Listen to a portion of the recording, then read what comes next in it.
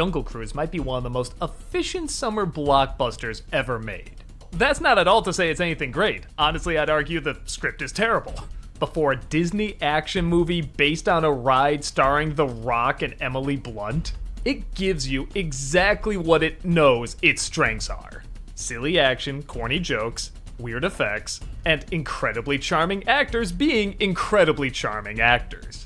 If I were just to read the script version of this on paper, I would despise this. There is nothing original in it. It's like a mix of The Mummy and Pirates of the Caribbean and every lame Jungle B movie known to man.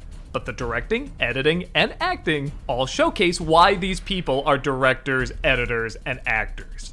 They know how to show you what you want to see and do it quickly. Which is impressive because this is almost 2.5 hours, yet it feels like an hour and a half for how efficiently everybody does their job. Emily Blunt and her brother are searching for treasure, specifically a tree whose leaves can heal people. Not surprisingly, they can't get much funding for this because, well, it sounds like a crazy idea and gasp, she's a woman! Which, okay, that's not overplayed too much, though The Rock does make way too many jokes about her wearing pants.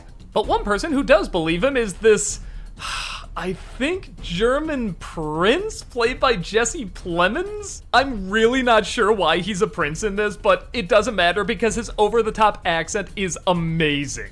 The only accent that might be sillier is Paul Giamatti's in this. He owns the boat of The Rock, who gives, you guessed it, jungle cruises. And yes, just like the ride, he makes a lot of terrible puns, but by God, if there's anyone that can make these terrible puns funny, it is The Rock. I used to work in an orange juice factory, but I got canned. Couldn't concentrate. Yeah, they put the squeeze on me too. Blunt tells them that they need to find this treasure. The Rock, of course, agrees, and they come across all sorts of dangers, including the original army of Aguirre that was looking for the treasure, but now got turned into, okay, yeah, hand-me-down pirate characters, but they're very well-designed hand-me-down pirate characters.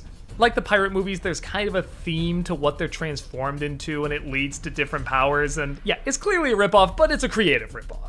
With that said, these are all the typical jungle action cliche tropes that you would see in a Disney movie like this. That's ripping off another one that's based on a ride.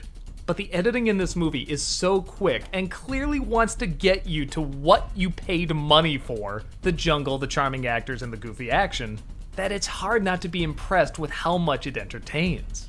If you're looking for actual emotional moments or twists in the film that make you go wow, or dramatic character moments that really make you think, there's none of that here. But I don't think people wanting to see the Jungle Cruise movie are really looking for that. I almost feel like that's the trap the pirate movies fell in, like they were trying to get too serious. This isn't serious at all. Even when it's trying to be serious, it's really not. There's a couple moments where they go into like backstory and why people did what they did, and the actors play it very well, they're convincing, but what you're really doing is admiring how seriously they're taking it while questioning, wait, there's a million things about this that don't make sense. But you also get the idea that they know that, and they're having fun with it. Okay, you remember the Expendables movie, how in the first one you weren't really sure if it was meant to be a comedy or a legit action film, and then the second one it gets a little sillier, and by the third one it's just a straight up comedy and it's not fun anymore? This kinda walks that tightrope. You can tell they know it's silly, but you can also tell they're aware the joke will work if they treat it seriously. Honestly, it feels like there was just a drop of charm that was in the script, and the director and editor and actors said, we're gonna do our damnedest to pull out as much of that charm as possible and have it on the surface level. Because anything under the surface level clearly isn't gonna work. And for my money, I think they accomplished that. If I did have one problem with the film, it would be that the climax is a little dull. It kind of reminded me of National Treasure, how getting to the treasure was the most fun, and then when you actually got there, it's just in a dark cave and there's not much to see, and you were kind of wowed by the stuff earlier that this isn't impressive anymore. It's not awful and doesn't ruin anything, it's just not that interesting. But outside of that, I had a real good time. The pacing of this film and what it chose to focus on honestly reminded me of a family-friendly Edgar Wright. Now that sounds like a huge compliment, but I did still say family-friendly.